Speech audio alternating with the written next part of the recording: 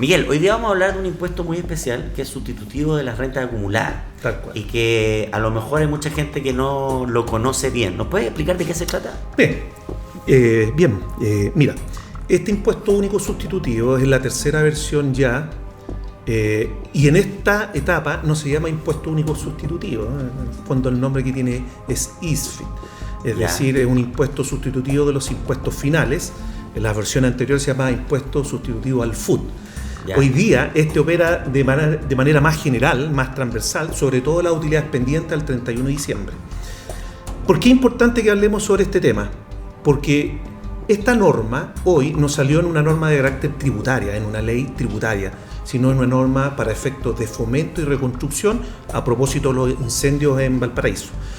Y otra cuestión que además es importante es que normalmente existe una asimetría muy marcada entre los contribuyentes. Los contribuyentes grandes siempre tienen información en tiempo, en forma, claro, y los contribuyentes pequeños y los pymes, esa información cuesta que llegue.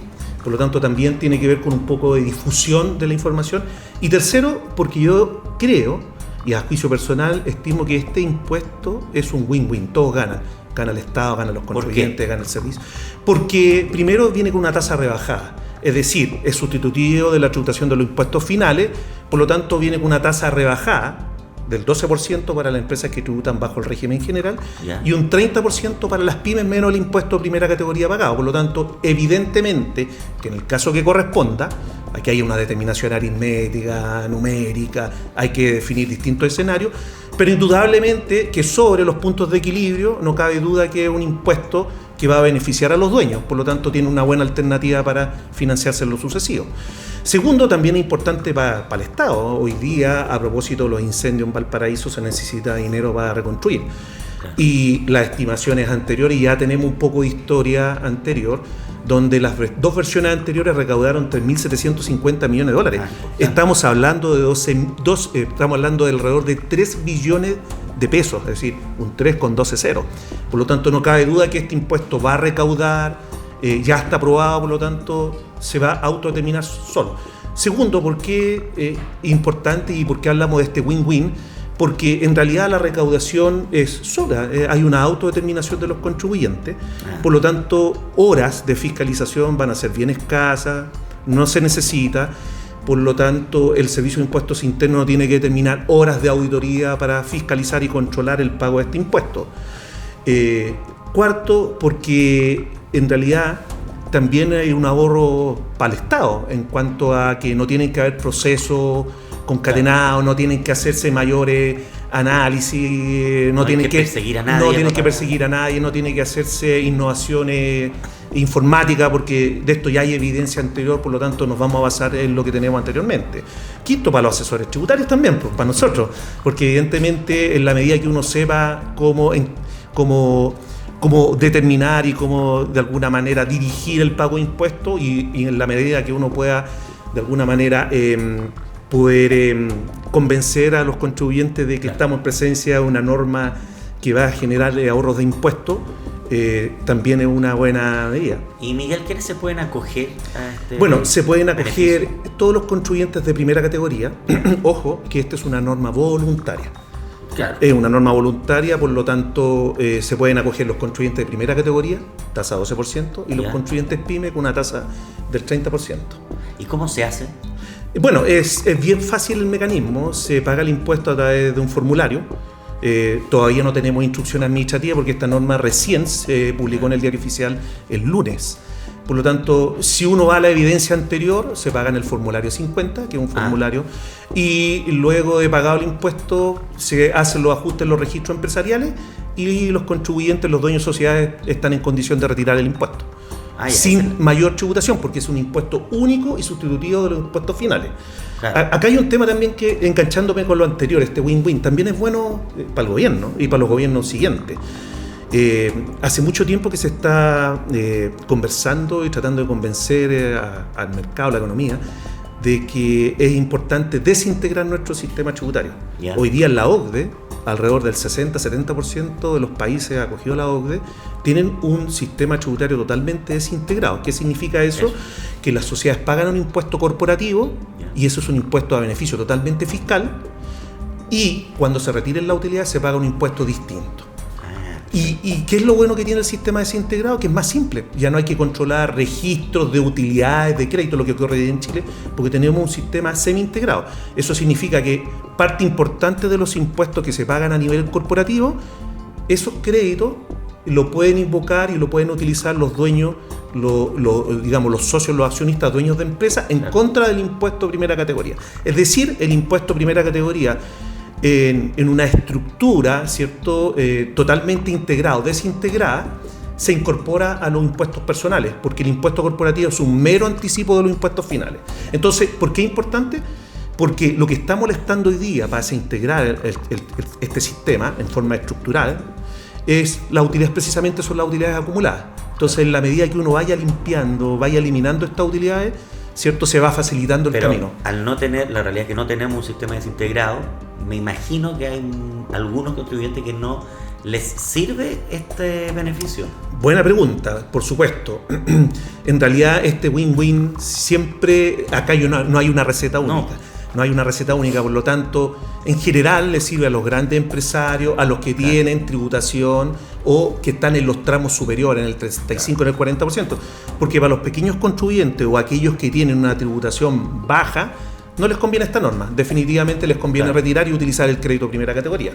Por eso es que en realidad, para acogerse a este mecanismo o a este impuesto sustitutivo, en el fondo hay que hacer determinación de escenario, hay que cuantificar, hay que trabajar. ¿Qué hacen ustedes en taxi?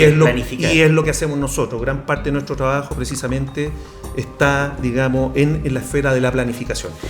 Y entonces, ejemplificando lo que es importante, una pyme que tiene un 30% de descuento, digamos, a este beneficio, ¿le puede servir realmente? Claro, en ciertos casos le podría servir. Ahora, ojo que las pymes son empresas que tienen ingresos hasta 75.000 unidades de fomento. Estamos hablando de cercano a los 3.000 millones. Por lo tanto, en la medida que un empresario, ¿cierto?, efectúe retiro o distribuciones de su sociedad, ¿cierto?, puede ser atractivo, pero yo diría que en términos generales este impuesto, vuelvo a determinar que hay que hacer caso a caso, pero estructuralmente este impuesto debiera servirle mayoritariamente a las medianas y a las grandes empresas. Y a los grandes empresarios. Y a los grandes empresarios, básicamente, sí. Ellos deberían, si tú lo estás planificando, ellos deberían utilizar este beneficio. Claro, deberían utilizarlo. Ojo también, como te digo, hay que ver antecedentes previos. Esta es la tercera versión de este impuesto único. Si lo utilizaron anteriormente. Si lo utilizaron anteriormente, porque a lo mejor todavía quedan saldos de utilidades que ya se pagaron el impuesto, por lo tanto a lo mejor no es tan beneficioso. ¿Y por qué este beneficio no es permanente?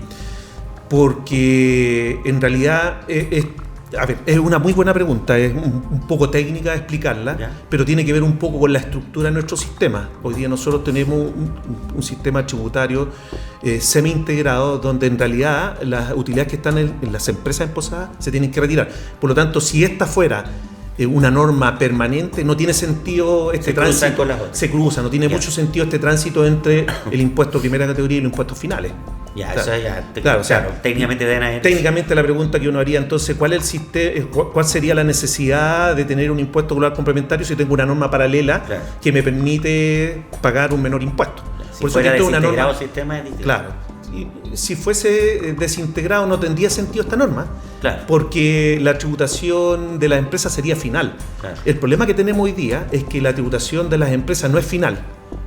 Ellas pagan un impuesto, pero ese impuesto y esas utilidades caen en un registro y son las utilidades que quedan pendientes de los impuestos finales. Por lo tanto, este impuesto tiene sentido en un sistema que no es desintegrado, que es totalmente integrado o semi-integrado como es el chileno. Ahora, esas utilidades que quedan viene al dueño de la empresa. ¿Y esto después cómo afecta de manera personal en el registro tributario del dueño de la empresa? Del dueño, bueno, si nos acogemos a esta norma sustitutiva de los impuestos finales, lo que ocurre es que vamos a tener que sacarlo desde el registro de rentas pendientes de tributación, que se denomina registro RAI, y vamos a tener que pasarlo a un registro distinto que se llama REX, ¿cierto? O de tributación cumplida. Esa es la forma en la cual vamos a ir controlando. Claro, porque si no, no tiene mucho sentido. Si no tiene mucho sentido, o sea... Ahora esto es posterior al FUT y al FUR. Sí. Bueno, esta norma, a diferencia de las normas anteriores, es una norma más transversal. no busca y tampoco hace un análisis respecto de qué utilidades, sino que se refiere a todas las utilidades que están hoy día, es decir, a las utilidades antiguas que quedaron del FUT, más las utilidades nuevas que se ha ido generando a contar del 1 de enero del 2017 en adelante. Por lo tanto, cualquier utilidad, ¿cierto?, que tenga una tributación pendiente en los impuestos finales, ¿cierto?, debiera uno poder acogerse a ella. Pero es una parte del FUR y una del FUT, o sea, hay que ver cuánto uno se puede acoger de cada una. Exactamente, sí, en realidad lo que yo dije antes era el REX. El REX, que hacemos un cambio de registro desde, ¿cierto?, el registro RAI al registro REX. Ahora, el FUR corresponde a utilidades que quedaron reinvertidas desde un asociado y que también tiene una tributación pendiente. Bueno, el proyecto anterior se hacía cargo y decía que también uno podía acogerse. En este proyecto nada se dice, por lo tanto vamos a tener que esperar las instrucciones. Falta esa instrucción. Falta esa instrucción. Se supone que debería replicarse lo anterior. Debiera replicarse lo anterior, entendemos que debería replicarse, sí. Ahora, ¿tú recomendarías utilizar este beneficio más allá de o sea, primero analizar para ver cómo vas a planificar a la persona o a la empresa? ¿Pero es un beneficio que a ti te gusta para utilizar? Sí, a mí me gusta porque dentro del trabajo que hacemos nosotros, dentro del trabajo de planificación, hay un hito o un tema que nosotros denominamos plan de financiamiento a los dueños. Y por lo tanto, este impuesto, en la medida que sea conveniente para ellos, es una buena opción para planificarlo y de alguna manera para financiar sus futuros retiros, ya sea para inversiones, ya sea para gastos personales, para viajes, etc. Sí, yo lo recomendaría, pero hay que ver caso a caso. Hay que ver caso a caso siempre. Para finalizar, Miguel, como siempre, el especialista en asesoría y planificación tributaria, ¿por qué es importante acercarse a Tax Defense como empresa o como persona?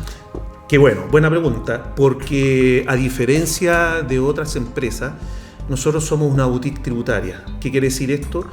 Primero, que es atendida directamente por los dueños. Por lo tanto, siempre vamos a intervenir en todo el proceso, siempre vamos a estar coordinando, controlando y monitoreando el proceso. Segundo, porque la forma en la cual operamos con nuestros clientes no es a través del teléfono de Tax, es a través de nuestro teléfono directamente. Siempre estamos conversando y además que nosotros tenemos una política dentro de Tax. Lo primero es nunca contestamos más allá de 48 horas, siempre contestamos todo. Y segundo, entregamos un seguro tributario. Cualquier cosa que hacemos nosotros, le damos un seguro a nuestros clientes de 3 años tributarios, ¿cierto? Por lo tanto, si el servicio los llama, los requiere, ahí estamos nosotros. Vamos calladitos, ¿cierto? Y lo defendemos. Perfecto. Miguel Ojea, experto en planificación tributaria de Tax Defense.